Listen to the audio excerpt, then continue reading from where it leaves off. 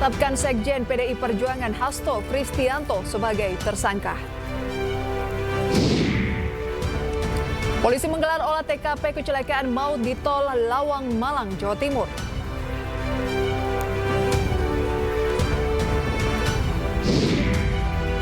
Seorang dokter koas yang sempat viral di Medan, Sumatera Utara kembali berulah menganiaya pedagang roti bakar.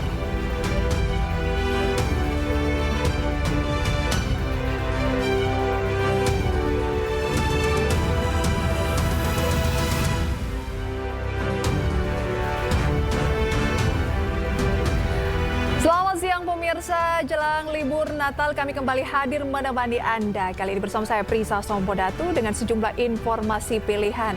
Selain 3 berita utama tadi, iNews Siang juga akan menyuguhkan beragam informasi penting lainnya tentunya. Dan kita mulai iNews Siang pemirsa dari polisi yang menggerebek lokasi perjudian di kisaran Kabupaten Asahan, Sumatera Utara. Selain menjaring para pemain, polisi terus menyita sejumlah barang bukti uang dan peralatan judi.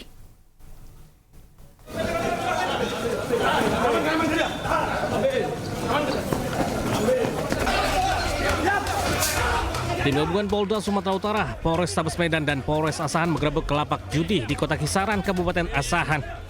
Sejumlah pemain judi kocar-kacir saat mengetahui kedatangan petugas. Selain menjaring para pemain, polisi turut menyita barang bukti berupa 3 unit mesin judi tembak ikan, 2 unit mesin judi ketangkasan jenis slot, 1 box kartu joker, 10 unit motor dan mobil serta uang tunai yang diduga hasil perjudian. Para pelaku beserta barang bukti langsung dibawa ke Polda Sumatera Utara untuk diproses lebih lanjut. Diketahui penggerebekan digelar atas laporan masyarakat yang resah akan praktek perjudian jenis bakarat dan ketangkasan tembak ikan di wilayahnya. Kami mendapatkan beberapa kegiatan perjudian, diantaranya ada bakarat dan juga adalah tembak ikan.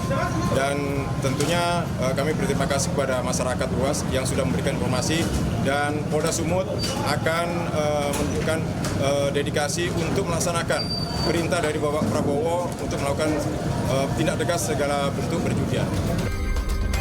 Petugas memasang garis polisi di lokasi kejadian sebagai langkah awal penyelidikan. Polda Sumut berjanji akan terus menindak tegas segala bentuk aktivitas yang melanggar hukum. Dari Medan, Sumatera Utara, Aminur Rasid, iNews melaporkan. Kita ke petugas BNN yang menggerebek sebuah villa yang diduga menjadi lokasi pesta seks dan narkoba di kawasan Canggu, Badung, Bali. Dari penggerebekan, petugas mengamankan 2 warga negara asing.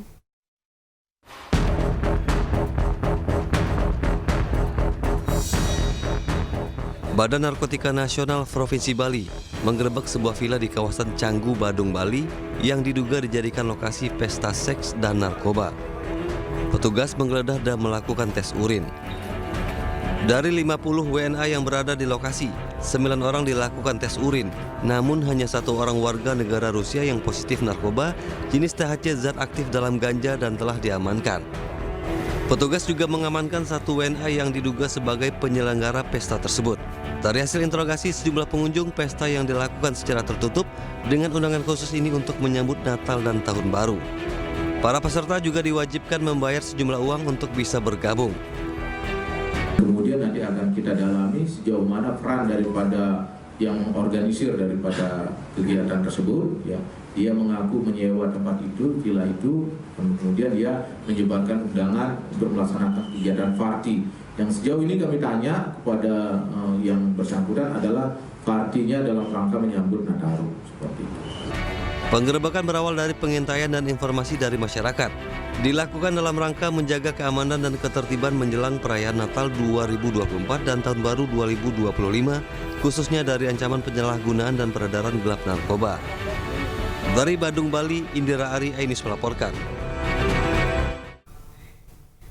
Tak kuat menahan beban, jembatan akses ke rumah warga di kawasan Koja, Jakarta Utara ambruk dini hari tadi. 1 mobil yang tengah terparkir di atasnya terperosok ke dalam kali.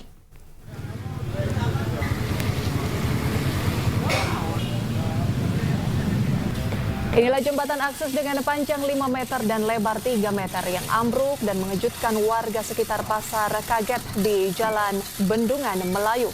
1 mobil derek dikerahkan untuk mengevakuasi mobil yang tercebur ke dalam aliran kali dan menjadi tontonan warga.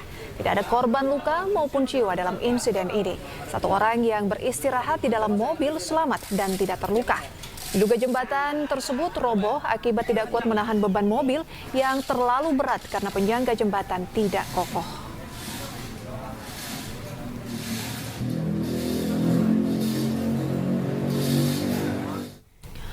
Sementara itu pemirsa, kecelakaan maut antara truk bermuatan pakan ternak dengan bus rombongan pelajar asal Bogor di kilometer 77 tol Pandaan Malang terekam CCTV. Akibat kecelakaan 4 orang tewas, puluhan lainnya luka-luka.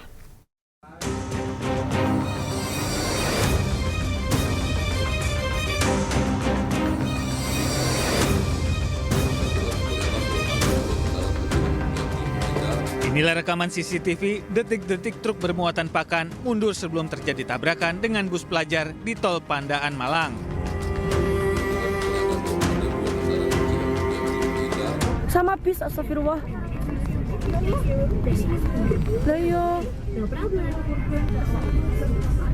Banyak orangnya. Pada ditutupin tuh apa tuh? Astagfirullah, banyak banget lagi. Kerasnya hantaman membuat bus ringsek parah mengakibatkan 4 orang meninggal serta sejumlah penumpang dan awak bus mengalami luka-luka. Dari penyelidikan awal, kecelakaan diduga akibat truk gagal menanjak di jalur tol yang terjal. Hingga akhirnya truk mundur dan menghantam bus yang tengah melaju di belakangnya. Polisi juga menemukan pecahan ganjalan roda dan juga ada gesekan roda kendaraan di lokasi kejadian.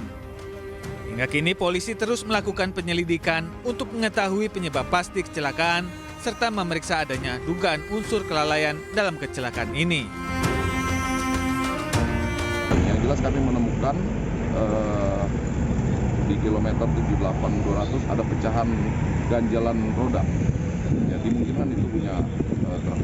Kemudian juga ada gesekan dengan guardrail cukup panjang. Kalau kita perhatikan, supir berupaya untuk menepikan kendaraan karena kendaraannya mundur ke belakang. Sebelumnya, sebuah bus berpenumpang pelajar mengalami kecelakaan dengan truk pembawa pakan ternak di Tol Lawang Malang, Jawa Timur. 4 orang meninggal dunia terdiri dari 2 awak bus dan 2 penumpang. Dari Malang, Jawa Timur, tim iNews melaporkan. Personil Polda Jawa Timur bersama jajaran Polres Malang gelar olah TKP kecelakaan maut di Tol Lawang Malang, Jawa Timur. Olah TKP dilakukan untuk mengetahui gambaran sebelum maupun sesaat sesudah kecelakaan terjadi. Dihimpun Dirlantas Polda Jatim, Kombes Pol Komarudin, polisi melakukan olah TKP tempat kejadian perkara kecelakaan maut antara bus pelajar dan truk bermuatan pakan ternak. Olah TKP dimulai di ruas jalan tol kilometer 77 hingga 200 Pandaan Lawang hingga titik awal truk mundur. Olah TKP bertujuan untuk mengetahui penyebab pasti kecelakaan yang telah menewaskan 4 orang.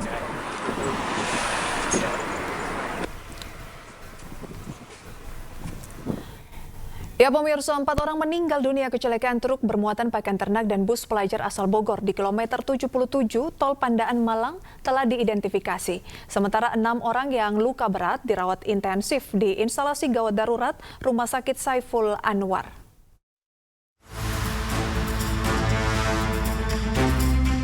Kecelakaan maut antara truk bermuatan pakan ternak dengan bus rombongan pelajar asal Bogor terjadi di KM 77 Tol Pandaan Malang, Jawa Timur.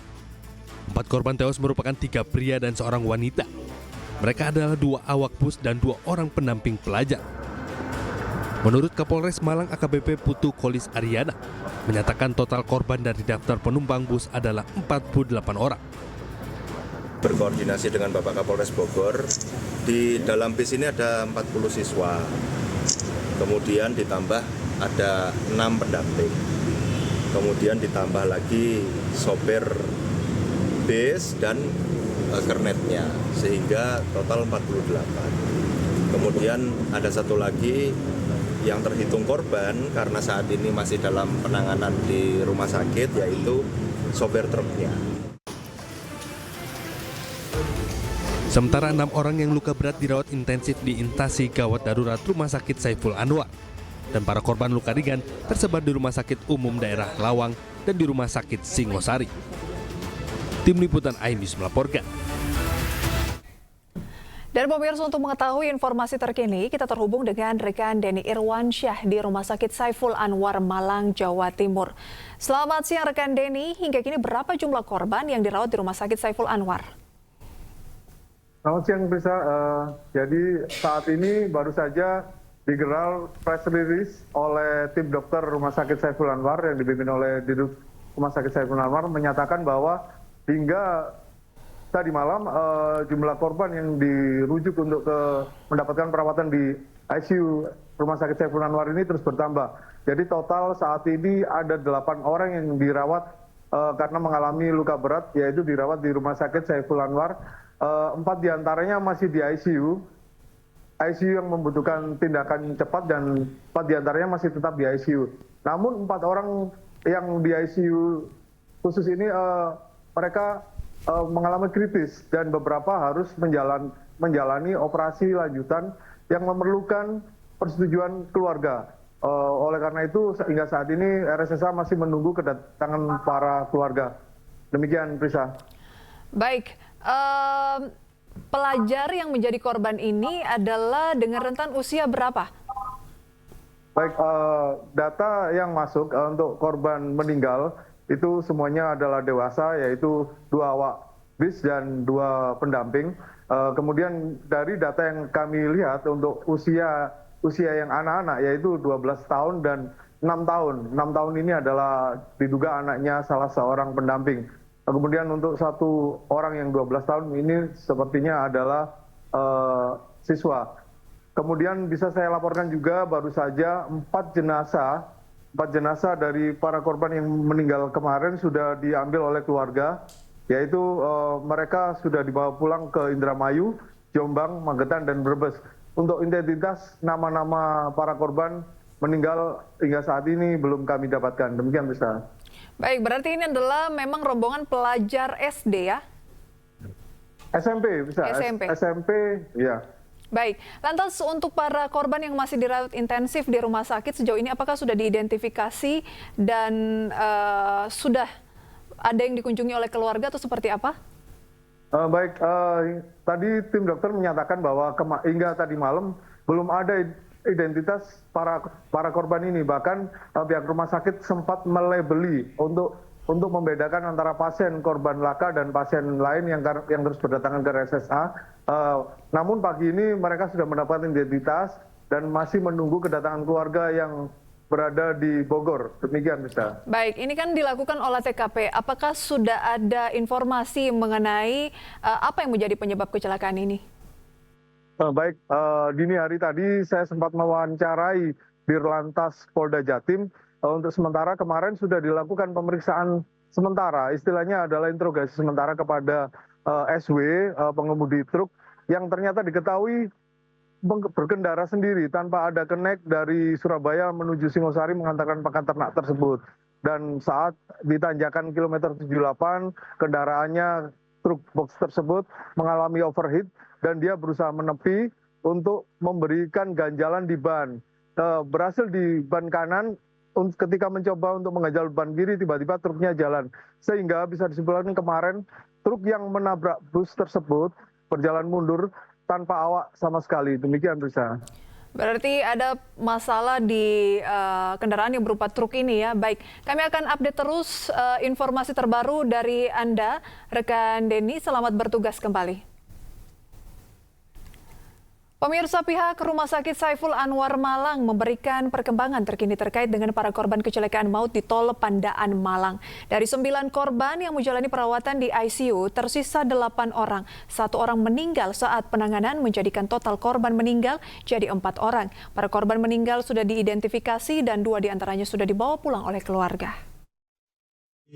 Secara keseluruhan, hingga pagi tadi, ya, itu terdapat 9 kasus yang kita rawat saat ini, dan untuk yang meninggal itu ada 4, di mana 3 datang dalam kondisi sudah meninggal. Yang 1 ini berasal dari 9 pasien yang kita terima di sini dan kita lakukan penata laksanaan. Namun demikian Allah berkendalai, jadi yang 1 ini kemudian menyusul meninggal. Jadi secara total ada 4 yang meninggal. Jadi sekarang saat ini tersisa 8 ya. Dan 4 yang meninggal ini 2 sudah dibawa oleh keluarganya, 2 masih ada di rumah sakit ini, 1 masih menunggu sebutan dari keluarga, yang satunya lagi kita masih menunggu juga konfirmasi dari keluarga untuk diambil ya. Insya Allah sampai pagi ini semua korban sudah teridentifikasi dan mengenai penjaminan pembiayaan.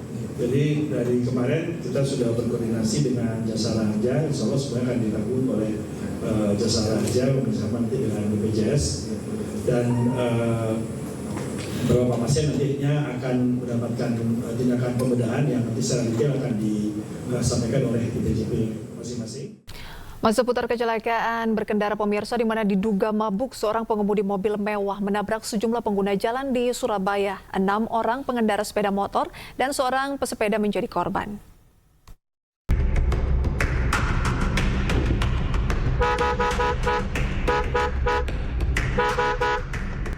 Sebuah sedan mewah melaju kencang dan menabrak pesepeda di kawasan Pakuwon City, Surabaya.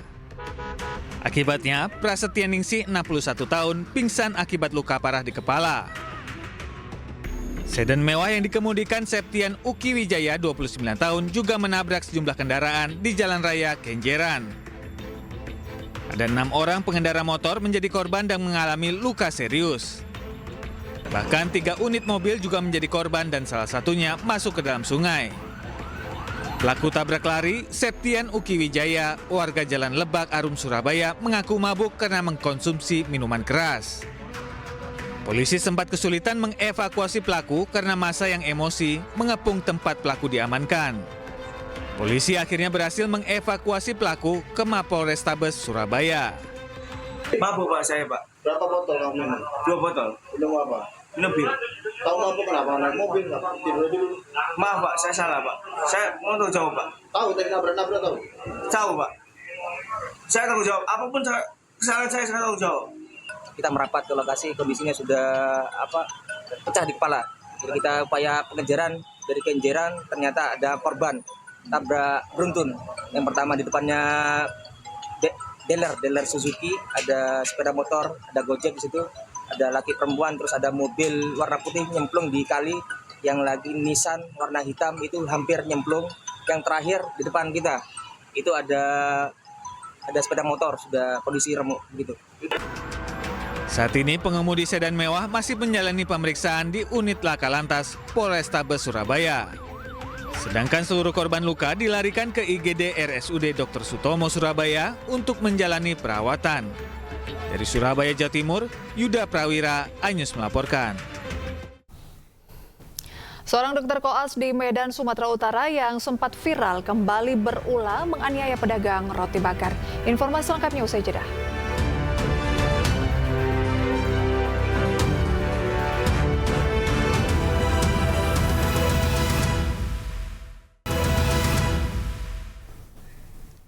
Terima kasih pemirsa, Anda kembali bersama kami. Seorang dokter koas di Medan, Sumatera Utara menganiaya pedagang roti bakar. Pelaku aniaya korban hanya karena topping roti bakar yang kurang banyak.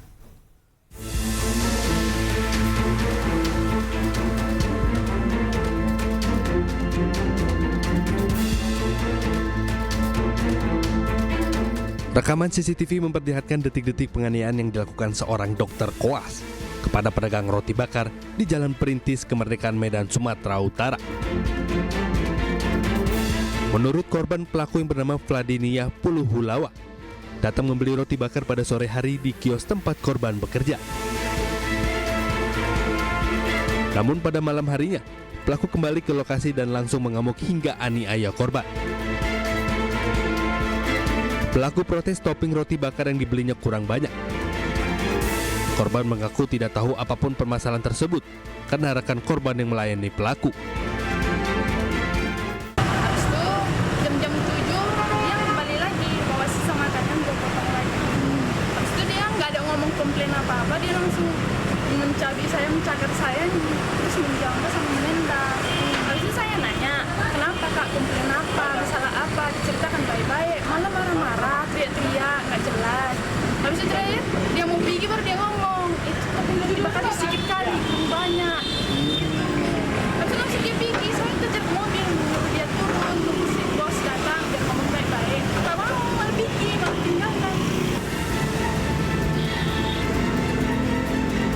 Akibat peristiwa ini, korban mengalami luka-luka di bagian tangan, kening, serta kaki. Korban pun sudah membuat laporan ke kepolisian Polrestabes Medan. Sebelumnya pelaku rupanya pernah viral di tahun lalu karena terlibat keributan dengan pengunjung rumah sakit di Pirngadi, Medan, gara-gara parkir. Dari Medan, Sumatera Utara, Ahmad Ridwan Nasution, iNews melaporkan. Banjir bandang juga menerjang 5 desa di Kabupaten Bojonegoro, Jawa Timur. Banjir bandang, dulur guys, dan banjir bandang. Damai sampai kaki. Air bercampur lumpur dari kawasan hutan menerjang jalan dan juga pemukiman warga desa Dandar, Bojonegoro, Senin petang. Selain desa Dendar, banjir bandang juga melanda desa Ngunut, desa Growol, desa Sumber Rarum, dan juga desa Kunci. Menurut warga, ketinggian banjir bervariasi antara 50 cm hingga 1 meter. Banjir bandang terjadi setelah hujan dengan intensitas tinggi mengguyur wilayah selatan Bojonegoro sejak Senin petang. Bahkan akses antar kecamatan sempat terputus akibat derasnya arus banjir. Lumpur bekas banjir juga mengotori ratusan rumah dan tempat ibadah seperti masjid serta sejumlah fasilitas umum.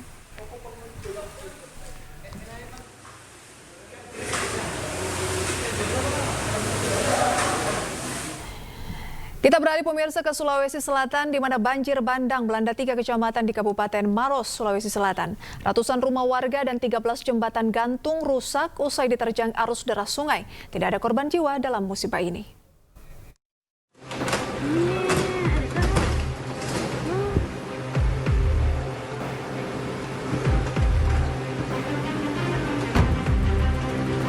Banjir bandang melanda 3 kecamatan di Kabupaten Maros, Sulawesi Selatan. Banjir bandang terparah menerjang 2 desa, yakni Desa Cenrana dan Desa Matirobaji di Kecamatan Camba, Kabupaten Maros. Sejumlah rumah warga rusak parah, bahkan tembok salah satu sekolah ambruk akibat diterjang derasnya arus air luapan Sungai Walanae. Selain itu, 13 jembatan gantung yang menghubungkan antar kecamatan maupun desa dan dusun putus, sehingga warga terpaksa harus melintas ke jalan alternatif yang lebih jauh. Ada sekitar 300 kakak yang terdampak, dan memang beberapa fasilitas juga ikut rusak seperti sekolah, masjid, bangunan penguatan tebing, dan kerugian masyarakat itu cukup banyak. Tidak ada korban jiwa dalam bencana ini. Warga yang sempat mengungsi di sejumlah posko pengungsian pun kini sudah kembali ke rumahnya masing-masing karena genangan air telah surut. Kini pihak BPBD Maros akan berkoordinasi dengan Polres Maros dan Kodim untuk proses pembersihan sisa material banjir bandang. Dari Kabupaten Maros, Sulawesi Selatan, Wahyu Ruslan, iNews melaporkan. Tidak hanya Maros pemirsa, tetapi banjir juga menerjang Makassar. Namun sudah berangsur surut. Warga pun masih memilih untuk bertahan di posko pengungsian.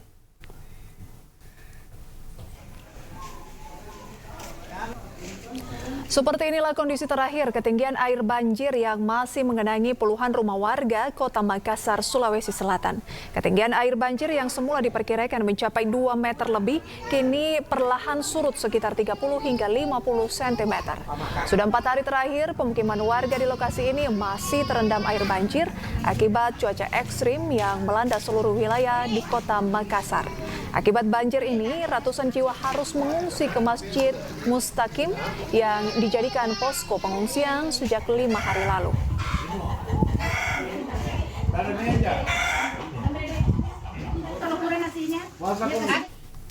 Dan pemirsa, untuk informasi terkini kita akan bergabung dengan rekan Yul Yusfin di Kecamatan Manggala, Kota Makassar, Sulawesi Selatan. Selamat siang rekan Yul, seperti apa situasi terkini? Benarkah banjir sudah mulai surut?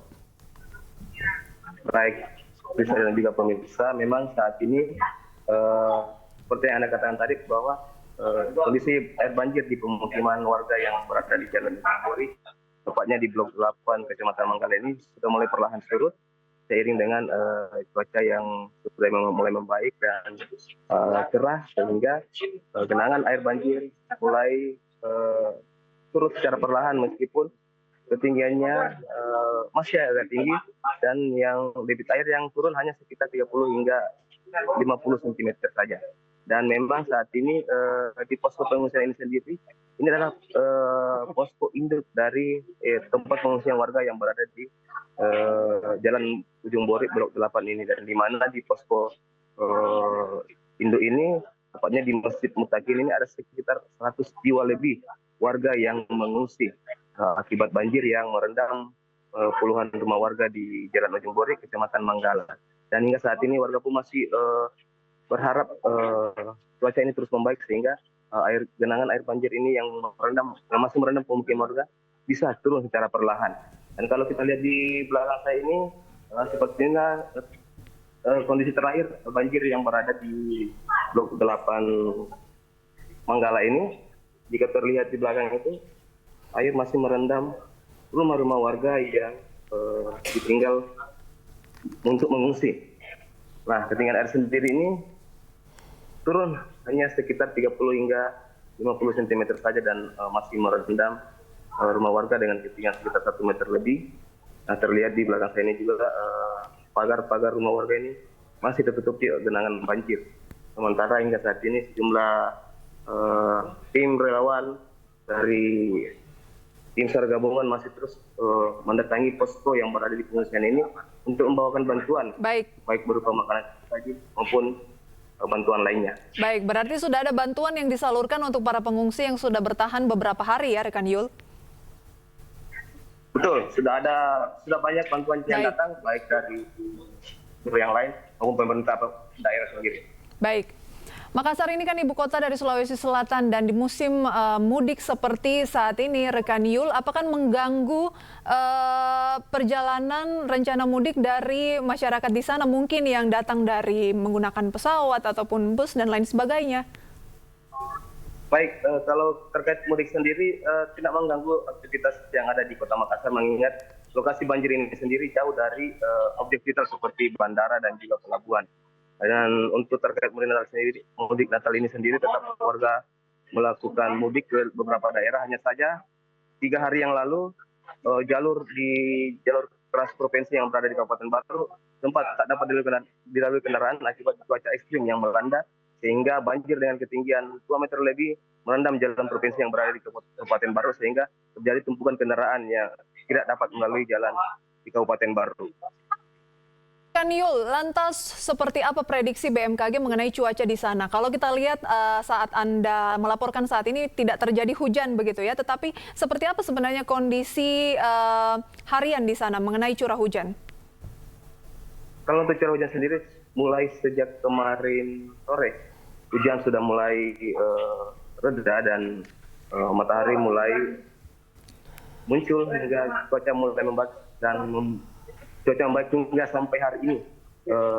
Cuaca juga masih panas, tidak ada mendung maupun tanda-tanda akan terjadinya hujan, sehingga warga merasa sangat senang dan berharap cuaca seperti ini terus bertahan hingga genangan air yang merendam pemukiman mereka bisa perlahan surut. Baik, terima kasih rekan Yul atas laporan Anda. Kita harapkan kondisi banjir segera surut dan masyarakat bisa kembali ke kediamannya masing-masing. Selamat bertugas kembali. KPK dikabarkan menetapkan Sekjen PDI Perjuangan Hasto Kristianto sebagai tersangka atas kasus penyuapan bersama Harun Masiku. Informasi lengkapnya kami hadirkan usai jeda berikut ini.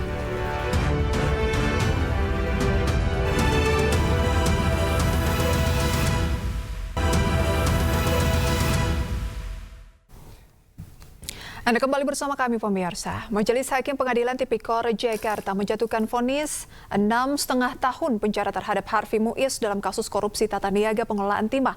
Suami aktris Sandra Dewi ini juga diwajibkan untuk membayar uang pengganti sebesar 210 miliar rupiah.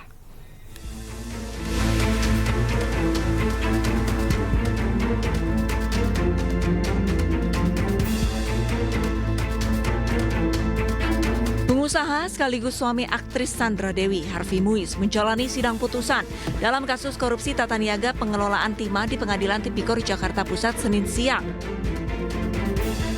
Dalam amar putusannya, majelis hakim menyatakan Harvey Muiz terbukti bersalah melakukan tindak pidana korupsi dan pencucian uang serta menjatuhkan vonis hukuman 6,5 tahun penjara.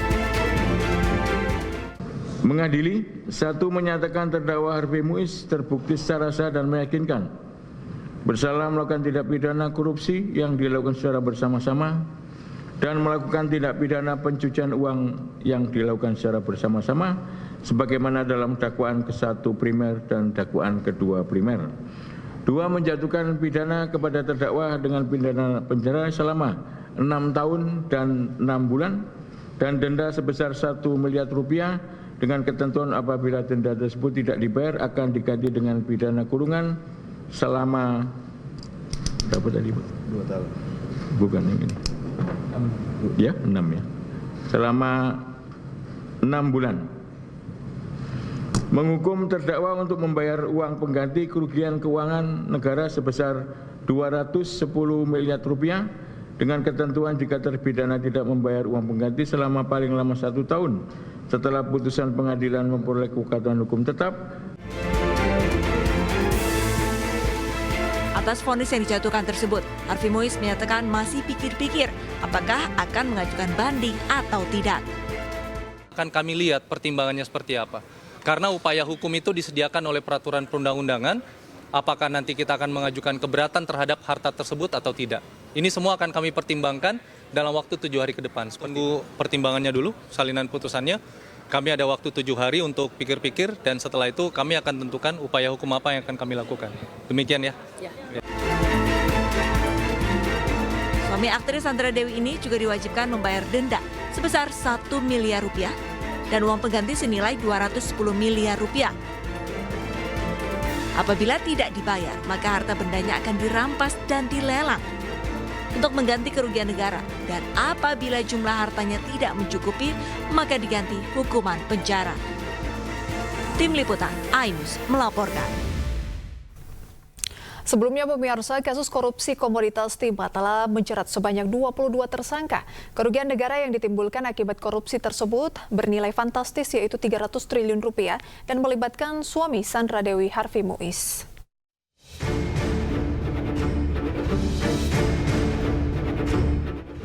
Kasus korupsi tata niaga komoditas timah menjadi perhatian publik. Tak hanya melibatkan nama-nama yang dikenal sebagai publik figur, namun yang mencengangkan adalah nilai korupsi yang merugikan negara hingga 300 triliun rupiah. Hingga kini, Kejaksaan Agung telah menjerat 22 orang tersangka, termasuk Crazy Rich, Helena Lim, dan suami publik figur Sandra Dewi, Harvey Muiz.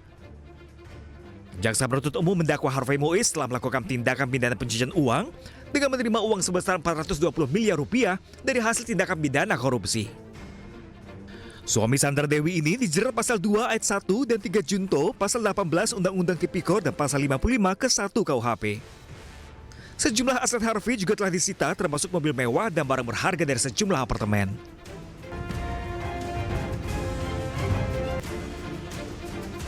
Selain itu, istri Harvey, Sandra Dewi, juga beberapa kali diperiksa terkait asal-usul aset dan dugaan TPPU yang menjerat suaminya.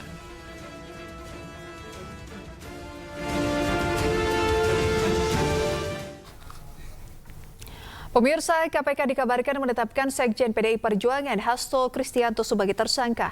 Hasto dikabarkan dijerat dalam perkara dugaan suap bersama-sama Harun Masiku yang masih menjadi buron. Hingga kini belum ada pernyataan resmi dari Kabar mengenai penetapan tersangka Sekjen PDIP Hasto Kristianto oleh KPK. Namun demikian, beredar kabar penetapan Hasto sebagai tersangka telah tertuang dalam surat perintah penyidikan atau Sprindik tertanggal 23 Desember 2024. Sebelum kabar status tersangka ini mencuat, Hasto Kristianto telah beberapa kali memenuhi panggilan KPK untuk dimintai keterangan.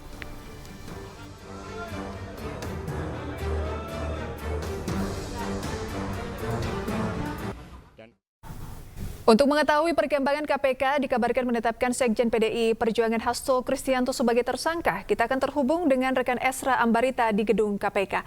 Selamat siang rekan Esra, apakah sudah ada keterangan resmi dari KPK mengenai status dari Hasto? Ya, selamat siang Prisa dan juga pemirsa. Hingga siang hari ini di tempat saya mengabarkan Gedung Merah Putih KPK belum ada informasi ataupun statement resmi untuk merespon menyikapi terkait surat penyidikan yang beredar menetapkan nama tersangka yakni Sekjen PDIP Hasto Kristianto sebagai tersangka dalam dugaan korupsi bersama dengan buronan Harun Masiku yang melakukan penyuapan kepada ex-komisioner KPU yakni Wahyu Setiawan. Belum ada informasi resmi, kami akan menunggu karena saat ini kami awak media masih menunggu di lobi utama dari Gedung Merah Putih. Namun bisa kami sampaikan bahwa sudah lebih dari 5 jam surat ini beredar di ruang media dan nanti kita akan update perkembangannya. Dan kita bisa melihat bahwa dalam perjalanan 2024 ini dari Hasto Kristianto ini sudah diperiksa sebanyak 2 kali namun dengan perkara yang berbeda. Perkara pertama pada saat itu ia sebagai statusnya saksi dengan pada kasus Kementerian Perhubungan, kemudian juga untuk DJKA maksud kami Kementerian Perhubungan, kemudian juga untuk status dari Harun Masiku ini. Namun barulah kurang lebih 6 bulan sampai Desember ini ditetapkan sebagai tersangka. Namun sekali lagi kita masih menunggu validasi dari juru bicara KPK maupun instansi KPK. Dan untuk sedikit mengulas bahwa kasus ini bermula ketika Harun Masiku ini hendak melakukan ataupun masuk melenggang ke Senayan dan dalam usahanya PDIP hendak memuluskan langkah dari Harun ini untuk melenggang ke Senayan dan pada saat itu siogianya harusnya yang dilantik adalah Rizky Aprilia. Namun pada saat itu ada 2 usaha yang dilakukan dari pihak PDIP yakni melakukan bersurat kepada KPU kemudian juga melakukan atau menyurati juga dalam hal ini MA untuk merespon terkait bahwa Harun Masiku lah yang harus dilantik menjadi pengganti dari Nazarudin Kemas. Namun dalam saat itu aturannya tidak memenuhi sehingga KPU tetap melantik dari Rizky Aprilia. Dalam prosesnya terjadi operasi tangkap tangan yang dilakukan kepada sejumlah tersangka termasuk nama Harun Masiku. Namun Harun Masiku sampai saat ini masih menjadi buronan dan entah di mana keberadaannya yang menjadi PR pemerintah untuk mencari menjadi benang merah, menjadi kunci utama untuk melihat, mengulas apakah betul Harun Masiku ini berperan bersama Hasto Kristianto melakukan penyuapan yang pada saat itu untuk memuluskan langkahnya di Parlemen Senayan. Demikian, Prisa, kembali ke Anda. Terima kasih rekan Esra atas laporan Anda. Kami akan mengupdate terus informasi terkini dari Anda. Selamat bertugas kembali. Pemirsa, sebelumnya di podcast Akbar Faisal, Sekjen PDIP Hasto Kristianto sempat ditanya perihal berita yang akan menangkap dirinya. Akbar Faisal juga menanyakan siapa sebenarnya yang mengincar Hasto. Agar setiap anak bangsa bisa merdeka. Mas, tunggu dulu. Saya mau memperjelas. Mau ditersangkakan, itu informasi yang sudah lama ada. Sejak berbulan-bulan lalu, selalu ada potongan berita bahwa Hasto Kristianto, Sekjen PDIP akan ditangkap, akan ditersangkakan. Dalam kisah ini, sebenarnya siapa yang sedang mengincar Anda? Menurut informasi dari Mbak Goni ya? Ya, karena di dalam pesan itu sangat jelas. Sebaiknya saya tidak usah turun ke Sumatera Utara mempersoalkan Bobi Nasution. Sebaiknya Jakarta dan Jawa Tengah semua sudah diset. Bahkan ditambah Jogja. Kemudian saya berimajinasi bukan hanya Jogja. Jokowi kan juga punya orang-orangnya di Jawa Timur. Dan kemudian kita lihat kepemimpinan Bu Risma hari ini yang sangat fenomenal. Dengan menutup doli dan sebagainya itu pun mencoba dihambat dengan berbagai cara-cara yang sangat luar biasa. Dari mematikan jalur logistik hingga berbagai intimidasi yang ternyata masih dipraktekkan. Nah, upaya untuk menjadikan pilkada ini sebagai bagian dari quote and quote hulu balang sang raja itulah yang kemudian terganggu dengan konsolidasi yang dilakukan oleh PD Perjuangan dengan kekuatan non-partai, dengan kekuatan relawan, dengan kekuatan civil society, sehingga harus ada upaya untuk menghentikan dari ujungnya. Tapi kita kan sudah biasa di dalam bernegara dengan keyakinan ini. Ketika kita digerakkan oleh keyakinan, ya ancaman 1 juta peluru pun tidak membuat kita reda oleh berbagai tekanan itu. Maka saya bilang sama kau nih, mari kita jadikan ini sebagai momentum untuk mengingatkan kepada seluruh rakyat Indonesia bahwa ambisi kekuasaan yang menggunakan hukum, yang menggunakan kekuatan logistik yang luar biasa. Saya dapat informasi cukup akurat setelah Jokowi turun di Jakarta misalnya, dimobilisasi dana hampir 200 miliar rupiah. Itu pun dari permintaan 400 miliar. Jadi buat apa pilkada? Kalau semuanya sudah mencoba untuk disetting, dibuat dengan cara-cara yang sepertinya demokratis, tetapi di dalamnya penuh dengan suatu skenario yang membungkam kedaulatan rakyat. Sementara itu pemirsa, Presiden ke-7 Republik Indonesia Joko Widodo merespon tudingan sebagian orang yang menyebut dirinya mengerahkan Partai Coklat atau Parcok yang belakangan diasosiasikan dengan aparat dalam Pilkada 2024. Pilgub Jawa Tengah ini Pak, ada pengerahan dari kepolisian aparat gitu. Ini bagaimana tanggapan Bapak? Ya, disebut Bapak yang membelakangi Pak. Dibuktikan saja, jangan hanya tuduhan-tuduhan, karena kan ada dilaporkan saja ke Bawaslu, kan ada mekanismenya, atau dibawa ke MK, kan ada mekanismenya. Juru bicara PDI Perjuangan Chiko Hakim menyatakan bahwa penetapan tersangka Hasto Kristianto adalah politisasi hukum. Ia menilai ada upaya untuk menenggelamkan atau mengambil alih PDI Perjuangan.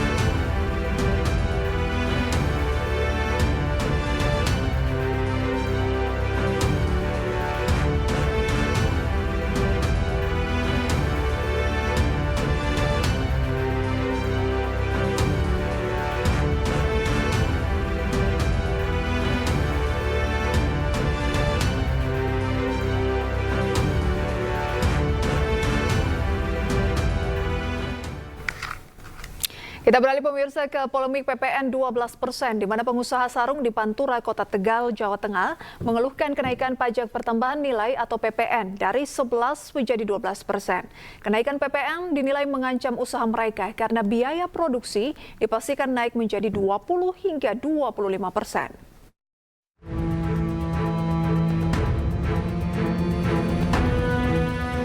Kenaikan pajak pertambahan nilai PPN dari 11 menjadi 12% yang berlaku per 1 Januari 2025 mendatang diprotes keras pengusaha di kawasan Pantura. Naiknya PPN yang diimbangi dengan kenaikan tarif listrik di atas 6.600 watt dipastikan akan berdampak pada naiknya bahan baku dan biaya produksi. Pengusaha sarung di Kota Tegal, Jawa Tengah menilai kebijakan PPN ini terkesan dipaksakan pemerintah, di mana seharusnya pemerintah memahami kondisi para pelaku usaha dan industri yang saat ini sedang dihadapkan dengan beban kenaikan upah minimum dari 6 menjadi 7%. Pengusaha di Pantura berharap Presiden Prabowo Subianto bisa membatalkan kenaikan PPN 12% demi menjaga keberlangsungan dunia usaha. Kita nggak ada masalah kenaikan UMK, tapi kalau kenaikannya listrik yang dari 11 ke 12, apalagi pelanggan PLN yang di atas 6.000 adalah sebagian besar kita tekstil ya, kita nggak bicara perumahan, tekstil ya, pabrik-pabrik, itu kan dipukul rata akan ada kenaikan PPN. Kalau betul ini pemerintah menerapkan begitu, itu pukulan kita sebagai pengusaha di Pantura bertubi-tubi. Sementara itu, Ketua Dewan Perwakilan Daerah RI Sultan B. Najamuddin menilai kebijakan menaikkan PPN menjadi 12% merupakan perintah undang-undang yang sangat dilematis bagi pemerintah. Namun menurut Sultan, keputusan pemerintah untuk memberlakukan PPN 12% pada produk tertentu sudah tepat dan bijaksana. Dalam konteks ini, pemerintah sudah berupaya keras untuk mensiasatinya dengan pendekatan yang lebih ramah kepada masyarakat. Saya tidak mengatakan beliau dilematis sekali enggak, tapi di satu sisi beliau harus menjalankan produk konstitusi, undang-undang, legislasi, tapi di sisi lain melihat kenyataan bahwa iya ini tidak bisa diberlakukan. Makanya keluar aturan bahwa pajak PPN 12% ini tidak berlakukan untuk barang-barang yang langsung berhubungan dengan namanya masyarakat. Itu pun kan banyak yang belum puas. Makanya saya mengusulkan, ya silakan saja ada pintu ya secara bernegara ini negara hukum. Kalau ada pihak-pihak yang mungkin belum puas, bisa saja Undang-Undang HPP 7 2021 itu di-challenge lagi. Diajukan apakah judicial review ke MK, supaya juga mengetahui apakah memang produk legislasi yang dibuat kemarin itu memang sudah bagus sekali atau seperti apa. Sultan menyarankan agar pihak-pihak yang merasa keberatan agar mengajukan judicial review terhadap Undang-Undang HPP tersebut ke Mahkamah Konstitusi. Sebelumnya, wacana kenaikan pajak pertambahan nilai menjadi 12% yang berlaku 1 Januari 2025 menuai penolakan dari berbagai pihak. Dasar pemerintah menaikkan PPN adalah Undang-Undang Nomor 7 Tahun 2021 tentang Harmonisasi Peraturan Perpajakan atau HPP. Tim Liputan iNews melaporkan. Ya, jelang perayaan Natal dan Tahun Baru 2025, sejumlah kebutuhan pokok mengalami kenaikan harga. Menteri Perdagangan Budi Santoso pun meninjau langsung pasokan komoditas ataupun komoditi sembako di Kabupaten Bandung, Jawa Barat.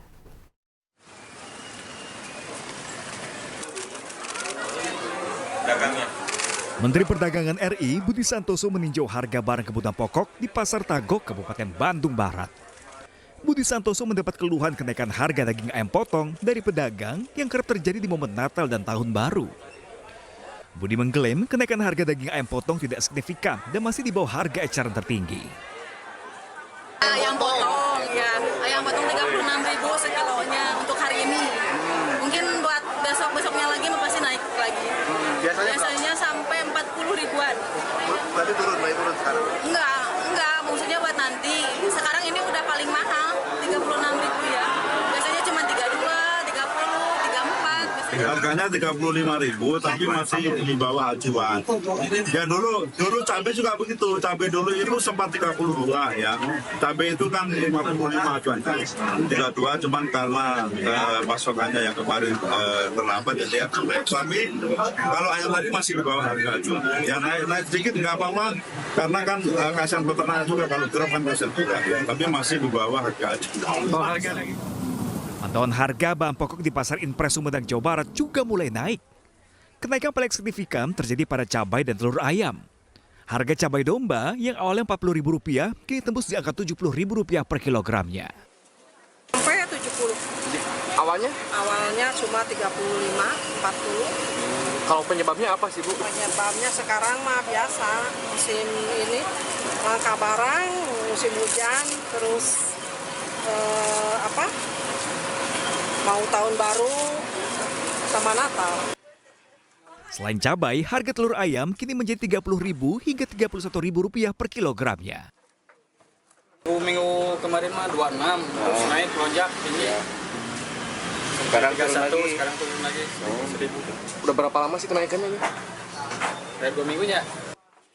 Pedagang berharap kepada pemerintah segera mencarikan solusi untuk menstabilkan harga di pasaran yang naik. Tim Liputan iNews melaporkan.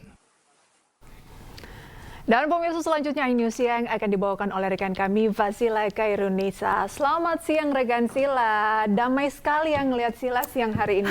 Iya dong, dengan pink-pinknya ini ya. Udah ada nuansa-nuansa Natalnya ini. Natal benar, karena besok Natal ya. Jadi udah mulai dari sekarang gitu ya membangkitkan semangatnya. Dan Prisa, ini kita ke informasi nanti. Usai jeda ini ada informasi mengenai polisi nih yang menggerebek tambang emas ilegal di kawasan hutan lindung di Kabupaten Kuantan Sigigi, Riau. Dan informasi akan hadir usai jeda berikut ini, tetaplah di iNews Siang.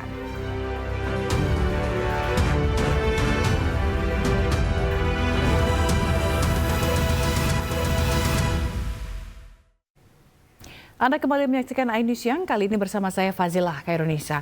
Pemirsa, polisi memastikan bayi berjenis kelamin laki-laki yang meninggal dunia di Rumah Sakit Islam Jakarta Cempaka Putih merupakan anak dari pasangan Muhammad Rauf dan Feni Selvianti. Kepastian itu diperoleh setelah dilakukan tes DNA oleh Puskesmas Polri. Selamat pagi. Polisi menyampaikan hasil tes DNA terhadap bayi berjenis kelamin laki-laki yang meninggal dunia di Rumah Sakit Islam Jakarta. Dalam konferensi pers yang turut dihadiri Muhammad Rauf dan Feni Selvianti, polisi memastikan bahwa bayi yang meninggal merupakan anak dari Rauf dan Feni. Kepastian itu diperoleh usai dilakukan tes DNA oleh tim Puskesmas Polri. Rilis polisi sekaligus memastikan bahwa bayi Rauf dan Feni tidak tertukar seperti dugaan sebelumnya. Jadi dengan hasil pemeriksaan DNA yang mana hasilnya ini identik bahwasannya anak bayi Mr. X ini adalah bayi biologis dari orang tuanya Muhammad Rauf dan juga Bu Feni. Jadi terhadap perkara ini nantinya kami akan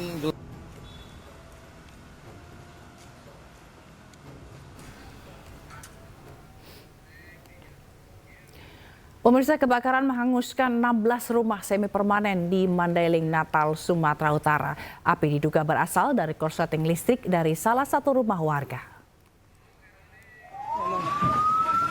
Kira-kira jam 2 orang.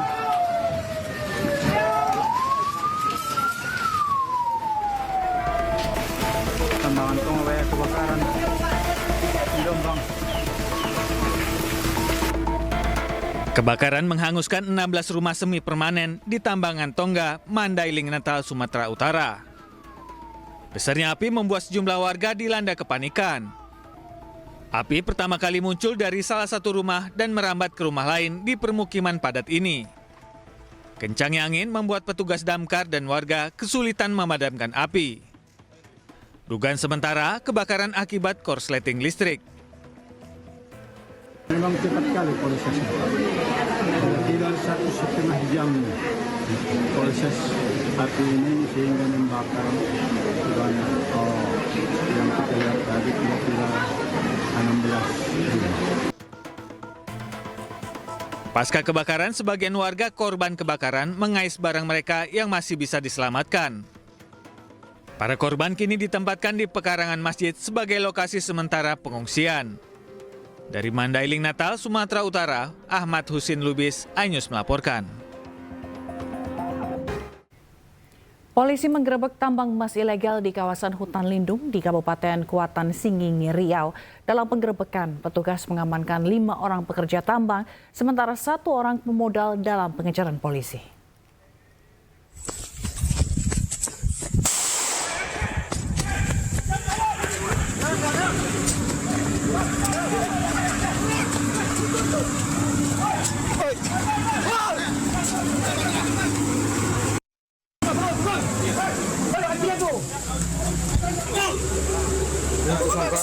Kemarin tambang emas ilegal di hutan Margasatwa. Polisi menggerebek tambang emas ilegal di dalam kawasan hutan lindung di Desa Koto Bumbu, Kecamatan Hulu Kuantan, Kabupaten Kuantan, Singingi, Riau. Polisi terpaksa melepaskan tembakan peringatan ke udara untuk mencegah pelaku agar tidak melarikan diri. Dalam penggerebekan tersebut, polisi mengamankan 5 orang pekerja tambang emas ilegal asal Kabupaten Sijunjung, Sumatera Barat. Sementara seorang pelaku pemodal pekerja tambang berinisial JN masih dalam DPO. Selain pelaku, polisi juga mengamankan 1 unit ekskavator, 1 unit mesin dompeng, dan alat untuk tambang emas ilegal. Dari hasil penyelidikan, tambang ilegal tersebut sudah beroperasi 2 minggu. Kami mengamankan ada 5 orang, yaitu 1 orang inisial Z selaku operator, kemudian ada 4 orang selaku atas nama inisial R, N, kemudian D, kemudian inisial SUL. Ini selaku pekerja. Kemudian dari kegiatannya sudah berlangsung 2 minggu dan sudah ada hasil, di mana hasil itu sudah diserahkan kepada inisial J, DPO, untuk dilakukan penjualan. Kelima pelaku dibawa ke Polda Riau untuk dilakukan pemeriksaan lebih lanjut. Atas perbuatannya, para pelaku terancam hukuman 5 tahun penjara dan denda maksimal 10 miliar rupiah. Dari Pekanbaru Riau, Indra Yoserizal, iNews melaporkan. Pemirsa, puncak arus libur Natal dan Tahun Baru, ribuan kendaraan padati Pelabuhan Bakauheni, Lampung sejak pagi hingga Senin sore. Antrian kendaraan terus memadati di kantong parkir dermaga pelabuhan.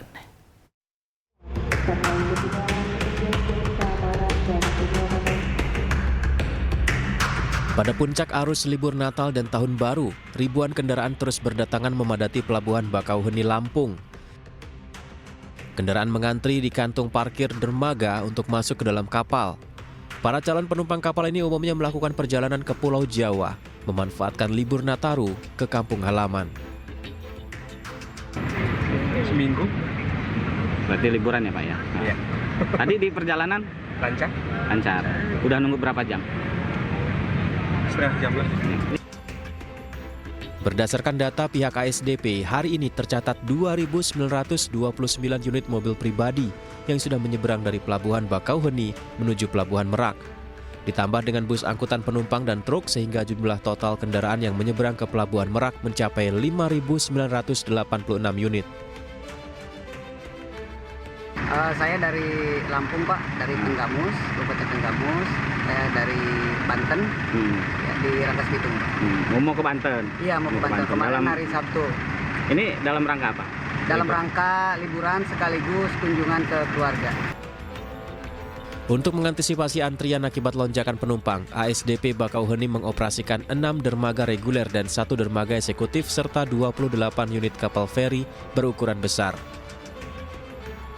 Dari Lampung Selatan, Lampung, Heri Fulistiawan, iNews melaporkan.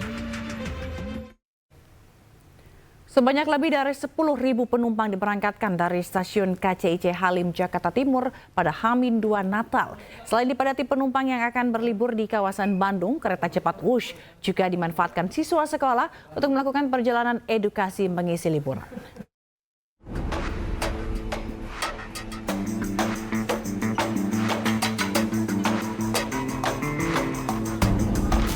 Antrian penumpang terjadi sejak jadwal pemberangkatan pertama dalam rangkaian kereta cepat Wush dari stasiun KCIC Halim, Jakarta Timur. Keberangkatan penumpang Wush melonjak hingga mencapai 10.000 penumpang. Lonjakan ini diperkirakan terjadi hingga malam hari seiring banyaknya pemesanan tiket Wush di momen libur Natal dan Tahun Baru. Tercatat sebanyak 115.000 penumpang melakukan perjalanan menggunakan kereta cepat Wush dengan rata-rata penumpang perharinya 22.000 orang. Jadi memang untuk pada hari Senin ini ya sudah mulai terlihat kembali adanya peningkatan jumlah penumpang. Seperti kemarin di hari Minggu penumpang Wush ke berbagai tujuan mencapai sekitar 21.000 penumpang. Dan kami prediksi hari ini juga sama, ada di sekitar 21.000 penumpang, di mana jumlah tersebut meningkat sekitar 20% jika dibandingkan dengan hari-hari biasa di luar momen Nataru.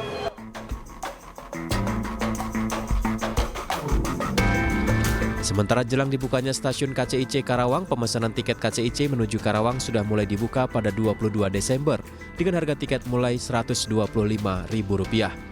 Tercatat sudah lebih dari 50 pemesan tiket untuk tujuan Karawang baik dari stasiun Bandung maupun Halim. Dari Jakarta, Rio Manik, iNews melaporkan.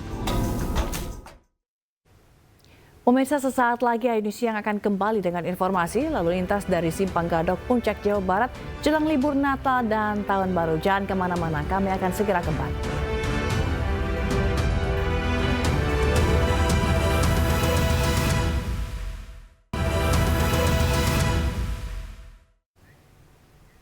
Pemirsa, situasi lalu lintas Simpang Gadok Puncak Jawa Barat terpantau ramai lancar menjelang Hari Raya Natal.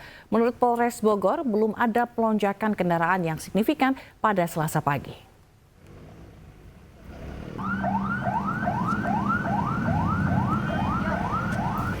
Satu hari jelang Natal, Simpang Gadok Puncak Jawa Barat terpantau ramai lancar. Jumlah kendaraan masih terbilang normal dan belum ada pelonjakan jumlah kendaraan baik dari arah Jakarta ataupun sebaliknya.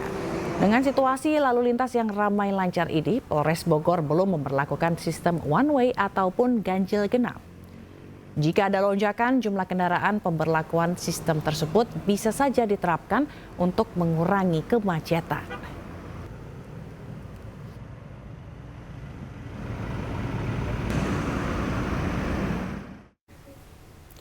Sementara memasuki libur Natal dan Tahun Baru, di jalur utama menuju objek wisata Lembang ramai lancar.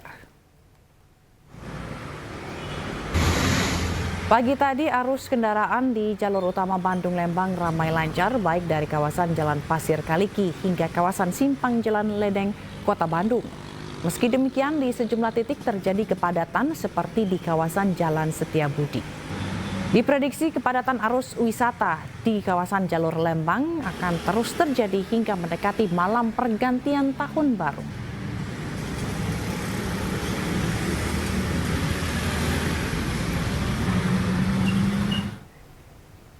Dan untuk mengetahui informasi terkini, kita akan bergabung dengan Ervan David di jalur Lembang, Bandung, Jawa Barat. Selamat siang, Ervan. Bagaimana situasi terkini di Lembang? Apakah sudah ada kepadatan? Seperti apa situasinya di sana?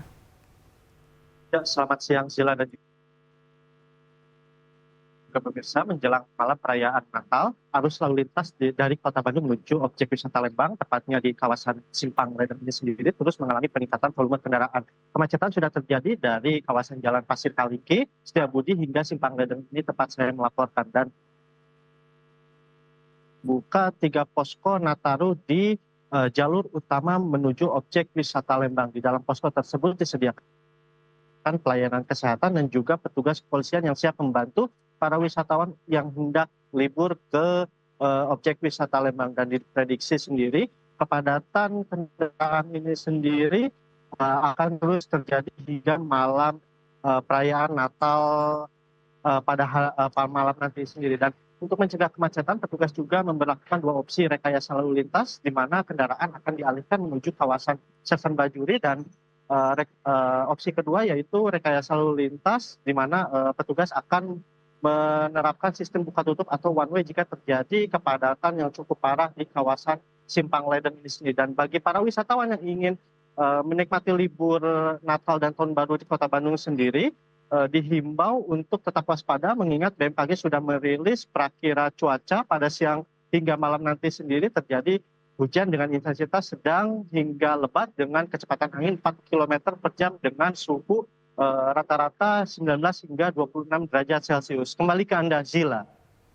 Baik, jadi ini untuk para wisatawan begitu ya, untuk menuju ke Lembang ini harus berhati-hati begitu ya, Ervan ya, dan juga mematuhi arus lalu lintas serta mengetahui atau mencari informasi di sosial media ataupun di web-web di kepolisian atau segala macam ini untuk mengenai arusnya, jangan sampai kejebak macet gitu mau liburan. Baik, terima kasih atas laporan Anda, Ervan David, langsung dari kawasan Lembang, Bandung, Jawa Barat. Selamat bertugas kembali. Pemirsa, kepadatan arus mudik libur Natal dan Tahun Baru masih terjadi di Pelabuhan Nusantara, Kota Parepare, Sulawesi Selatan. Hari ini satu kapal kembali tiba membawa ratusan penumpang asal Samarinda, Kalimantan Timur.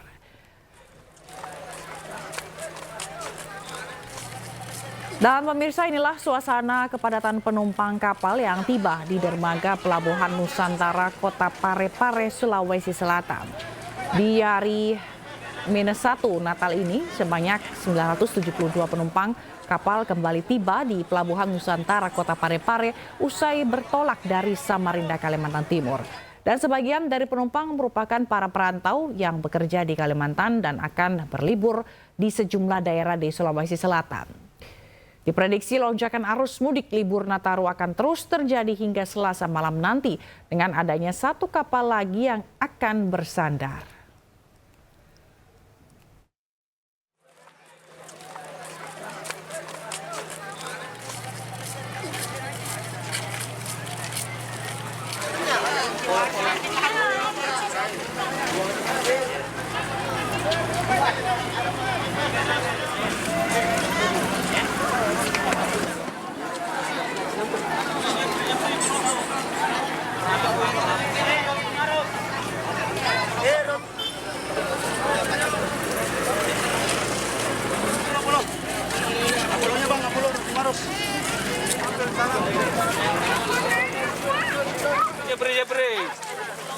Rombe.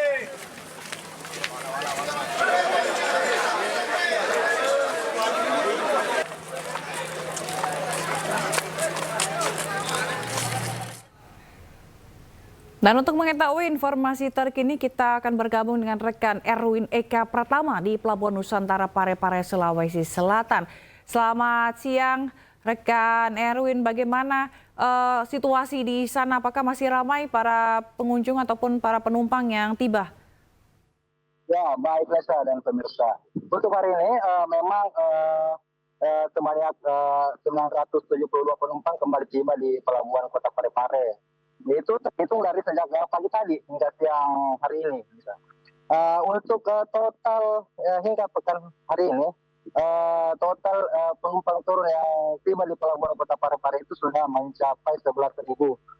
Sementara ini jumlah penumpang yang naik itu mencapai 8.000. Baik, apakah ada kapal tambahan atau seperti apa skemanya untuk menampung seluruh penumpang ini yang tiba? Ya, memang sudah jauh-jauh hari pihak SOP sendiri telah menyiapkan sebanyak 15 armada kapal untuk mengangkut para pemudiknya. Baik itu yang berangkat dari Pelabuhan Kota Parepare maupun yang akan tiba dari sejumlah daerah di Kalimantan. Termasuk 4 diantaranya adalah milik PT Kapal TNI dan 11 lainnya adalah swasta. Baik, lalu untuk pengamanannya sendiri seperti apa di sana? Apakah ada petugas yang berjaga secara khusus begitu untuk mengamankan mudik di Pelabuhan Nusantara ini? Ya, memang pihak dari personel kawasan Pelabuhan Nusantara Kota Parepare memang telah berjaga setiap ada kedatangan kapal, mereka tetap menjaga di pintu dermaga.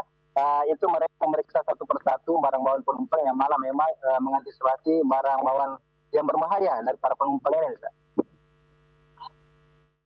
Baik. Tentunya kita akan menanti bagaimana perkembangan terkini situasi dari Pelabuhan Nusantara Parepare, Sulawesi Selatan. Terima kasih rekan Erwin Eka Pratama atas laporan Anda. Selamat bertugas kembali. Salam sehat selalu.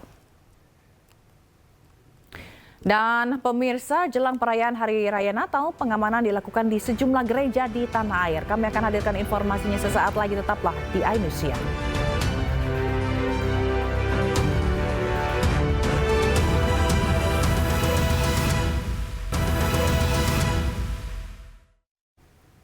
Terima kasih Anda masih bersama kami. Pemirsa, polisi menggunakan anjing pelacak untuk pengamanan dan sterilisasi gereja jelang perayaan Natal 25 Desember besok di Banjarnegara, Jawa Tengah.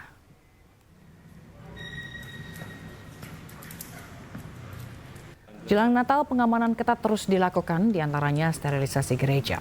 Menggunakan alat detektor dan anjing pelacak, satu persatu ruangan baik yang berada di dalam gereja maupun yang di luar gereja diperiksa.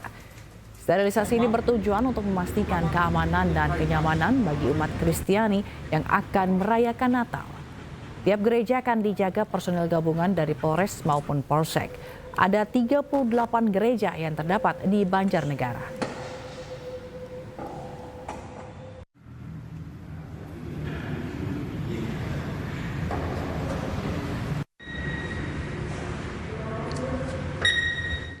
Harapannya ke depan pada saat perayaan Hari Raya malam Natal dan Natal pagi nanti tidak ada kejadian yang kita harapkan.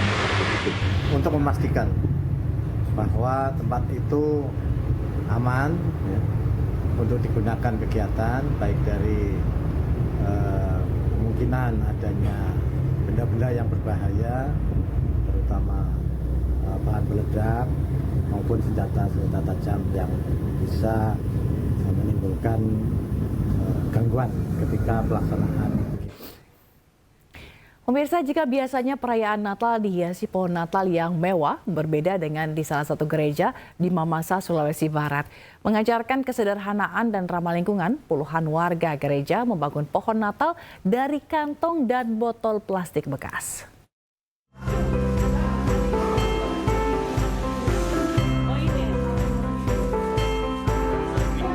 Jelang perayaan Natal, warga jemaat gereja Ebenezer, Kampung Baru Mamasa sibuk membuat pohon Natal. Uniknya, ada puluhan pohon Natal yang dibuat warga yang berasal dari bahan plastik bekas. Sejumlah barang bekas desain rupa menyerupai kerucut hingga menyerupai pohon Natal. Tak hanya botol plastik, kantong plastik juga dimanfaatkan. Pohon Natal dengan bahan bekas sengaja dipilih untuk mengajarkan ramah lingkungan pada jemaat. Ini dalam rangka untuk memeriahkan Natal, samping itu adalah menggunakan sisa-sisa sampah lingkungan untuk bisa bermanfaat. Jadi makanya kami panitia menyarankan untuk membuat dari limbah yang telah dibuang. Diharapkan dengan adanya kerjasama warga jemaat dalam pembuatan pohon Natal tahun ini dapat mempererat tali persaudaraan antar jemaat yang selalu mengedepankan kasih dan damai menyambut Natal tahun ini. Dari Mamasa, Sulawesi Barat, Frendy Christian, iNews melaporkan. Pemirsa, membuat pohon Natal bisa dikreasikan dari berbagai bahan. Seperti di Surabaya, Jawa Timur, sebuah gereja Katolik membuat pohon Natal setinggi 6 meter dari 900 peralatan rumah tangga. Dan nantinya peralatan rumah tangga ini akan dibagikan kepada umat saat perayaan Natal.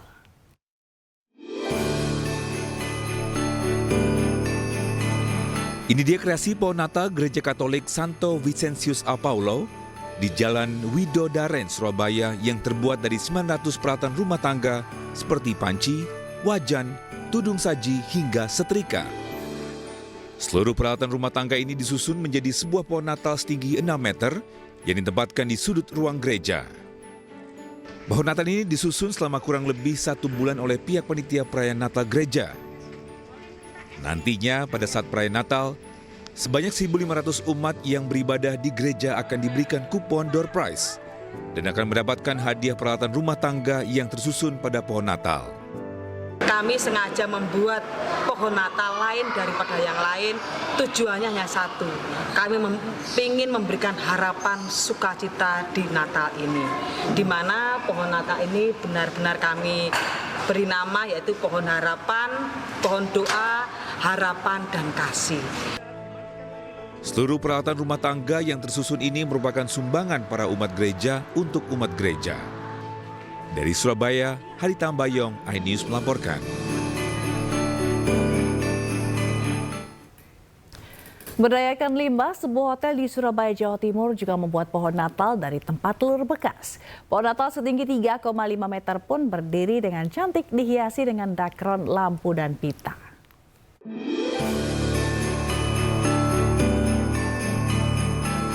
Sekilas pohon Natal ini tidak terlihat berbeda. Namun jika dilihat lagi, pohon Natal ini memiliki keunikan tersendiri. Ya, bahan dasar dari pohon Natal ini terbuat dari tray atau rak bekas telur. Satu persatu tray bekas telur ini dicat warna hijau agar menyerupai pohon cemara.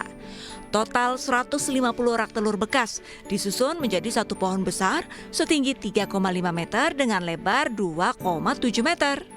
Material ini adalah karena kami ingin menghadirkan bahan yang ramah lingkungan. Karena kita tahu sendiri ya kalau sampah dari rak telur ini dalam sehari itu pasti ada ribuan. Dan kebetulan ini kami kumpulkan dari rak telur yang kami order selama 6 bulan terakhir. Jadi itu memang sudah mulai dikumpulkan dan ini kemarin dicat, kemudian setelah dicat baru dihias.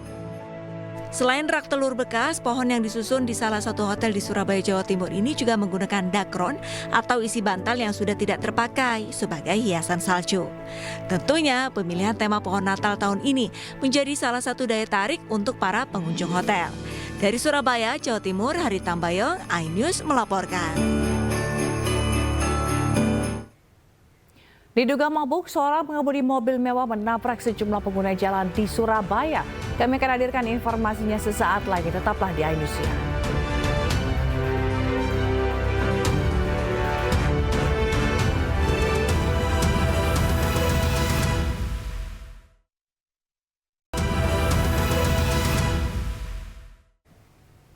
Terima kasih Anda masih bersama kami. Pemirsa, diduga mabuk, seorang pengemudi mobil mewah menabrak sejumlah pengguna jalan di Surabaya.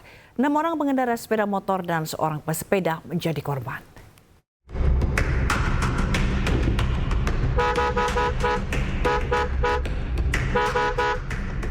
Sebuah sedan mewah melaju kencang dan menabrak pesepeda di kawasan Pakuwon City, Surabaya.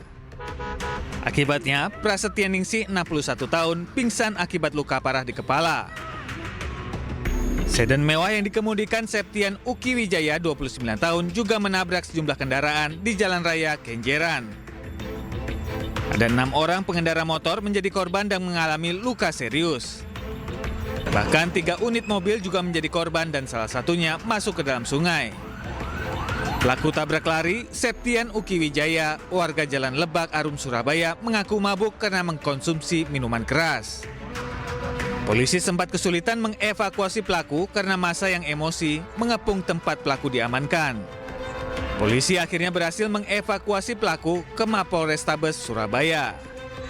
Mabuk Pak saya Pak. Berapa botol kamu? 2 botol. Minum apa? Mobil. Tahu mampu kenapa naik mobil nggak? Tidur dulu. Maaf Pak, saya salah Pak. Saya mau tahu jawab Pak. Tahu tadi nabrak tahu? Tahu Pak. Saya tahu jawab. Apapun kesalahan saya tahu jawab. Kita merapat ke lokasi, kondisinya sudah pecah di kepala. Jadi kita upaya pengejaran dari Kenjeran, ternyata ada korban tabrak beruntun. Yang pertama di depannya dealer Suzuki, ada sepeda motor, ada Gojek di situ, ada laki perempuan, terus ada mobil warna putih nyemplung di kali, yang lagi Nissan warna hitam itu hampir nyemplung. Yang terakhir di depan kita itu ada sepeda motor sudah kondisi remuk gitu. Saat ini pengemudi sedan mewah masih menjalani pemeriksaan di unit laka lantas Polrestabes Surabaya. Sedangkan seluruh korban luka dilarikan ke IGD RSUD Dr. Sutomo Surabaya untuk menjalani perawatan. Dari Surabaya, Jawa Timur, Yuda Prawira, iNews melaporkan. Seorang dokter koas di Medan, Sumatera Utara menganiaya pedagang roti bakar. Pelaku menganiaya korban hanya karena topping roti bakar yang kurang banyak.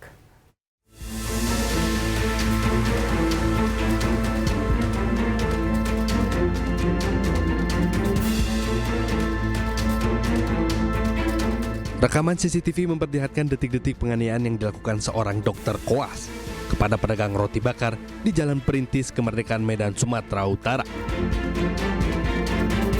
Menurut korban, pelaku yang bernama Vladiniah Puluhulawa datang membeli roti bakar pada sore hari di kios tempat korban bekerja. Namun pada malam harinya, pelaku kembali ke lokasi dan langsung mengamuk hingga aniaya korban. Pelaku protes topping roti bakar yang dibelinya kurang banyak. Korban mengaku tidak tahu apapun permasalahan tersebut karena rekan korban yang melayani pelaku. Habis itu jam-jam 7 dia kembali lagi bawa sisa makanan untuk potong lagi. Habis itu dia nggak ada ngomong komplain apa-apa, dia langsung mencabi saya, mencakar saya, terus menjambak sama menendang. Habis itu saya nanya, kenapa kak, komplain apa, masalah apa, diceritakan baik-baik, malah marah-marah, teriak-teriak, nggak jelas. Habis itu terakhir, dia mau pergi baru dia ngomong, itu topping roti bakar sedikit kali, kurang banyak. Habis itu langsung dia pergi, saya kejar ke mobil, dia turun, tunggu si bos datang, biar ngomong baik-baik. Nggak mau, malah pergi, malah tinggalkan. Akibat peristiwa ini, korban mengalami luka-luka di bagian tangan, kening, serta kaki. Korban pun sudah membuat laporan ke kepolisian Polrestabes Medan.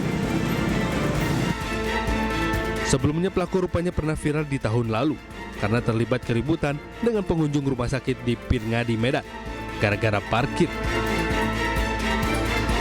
Dari Medan, Sumatera Utara, Ahmad Ridwan Nasution, iNews melaporkan. Pemirsa, 250 petani sawit swadaya yang tergabung dalam Koperasi Jasa Sawit di Lepan Jaya di Langkat, Sumatera Utara berhasil memperoleh sertifikasi Roundtable Sustainable Palm Oil atau RSPO tahun 2024 di Thailand. Sertifikasi sawit berkelanjutan memberikan banyak manfaat bagi petani, baik dari sisi ekonomi, sosial, hingga lingkungan.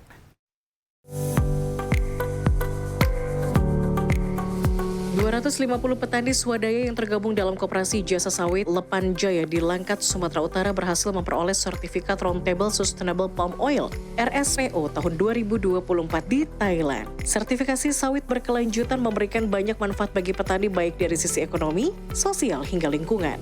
Petani swadaya yang tergabung dalam program sawit terampil ini tengah menjalani pelatihan peningkatan kapasitas mengenai praktik pertanian yang baik seperti teknik pemupukan, penyusunan pelepah, dan perawatan gulma. Selain itu, petani yang tergabung dalam Koperasi Jasa Sawit Lepan Jaya atau KJSLJ ini juga mendapatkan pengetahuan terkait teknik penyemprotan yang baik, dari penyemprotan total menjadi metode, piringan, dan penyemprotan terarah. Hasilnya pertanian menjadi lebih ramah lingkungan dan produktif. Menurut Ketua KJSLJ Ardianto, program sawit terampil oleh Sinarmas Agribisnis and Food membawa banyak manfaat.